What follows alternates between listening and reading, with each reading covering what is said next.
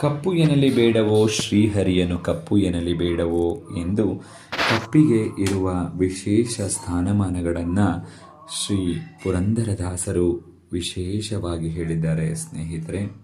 Hi friends, ಎಲ್ಲರಿಗೂ ನಮಸ್ಕಾರ. ನಾನು ನಿಮ್ಮ ಸೋಮಶೇಖರ್ ಶಾಸ್ತ್ರಿ. ಎಲ್ಲರಿಗೂ ಗುರುವಾರದ ಶುಭಾಶಯಗಳು.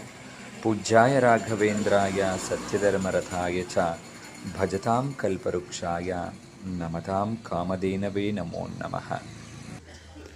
ನಮ್ಮ ಮನೆಯಲ್ಲಿ ಆಲ್ರೆಡಿ ರಾಯರ ಪೂಜೆ ಆಗಿದೆ. ಇವತ್ತು ರಾಯರ ಅನುಗ್ರಹ ಸಕಲರಿಗೂ ದೊರೆಯಲಿ ಅಂತ ಈ ಮೂಲಕ ಹಾರೈಸ್ತೇವೆ ಸ್ನೇಹಿತರೆ.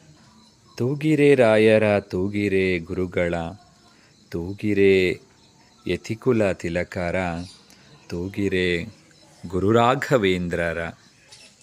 ಕಲಿಯುಗದ ಕಾಮಧೇನು ಶ್ರೀ ಗುರುರಾಘವೇಂದ್ರ ಸ್ವಾಮಿಯವರು ಸಕಲ ಚರಾಚರ ಜೀವಿಗಳಲ್ಲಿಯೂ ನೆಲೆಗೊಂಡಿರುವ ಸಕಲರಿಗೂ ಸದ್ವಿದ್ಯಾಬುದ್ಧಿಗಳನ್ನು ಪ್ರಾಪ್ತಿ ಮಾಡುವ ಶ್ರೀ ಗುರು ರಾಘವೇಂದ್ರ ಸ್ವಾಮಿಯವರನ್ನು ನೆನೆಯುತ್ತಾ ಈ ದಿನವನ್ನು ಪ್ರಾರಂಭ ಮಾಡೋಣ ಸ್ನೇಹಿತರೆ.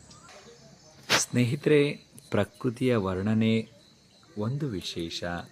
ಅದರಲ್ಲಿ ಕಪ್ಪು, ಬಿಳುಪು, ಹಸಿರು, ಹಳದಿ ಹೀಗೆ ಹಲವಾರು ಬಣ್ಣಗಳನ್ನು ಹೊಂದಿದೆ ಸ್ನೇಹಿತರೆ.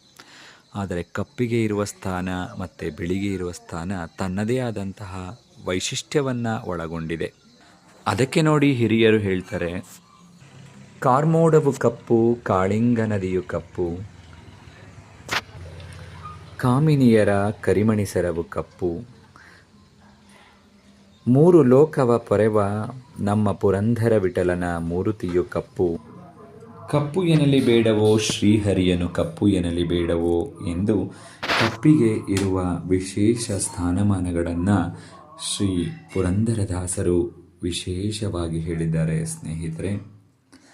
ಮತ್ತೊಮ್ಮೆ ರಾಯರನ್ನು ಸ್ಮರಿಸುತ್ತಾ ಈ ದಿನ ಎಲ್ಲರಿಗೂ ಕೂಡ ಶುಭವಾಗಲಿ ಎಂದು ಪ್ರಾರ್ಥಿಸೋಣ. ಧನ್ಯವಾದಗಳು. ಶುಭ ದಿನ.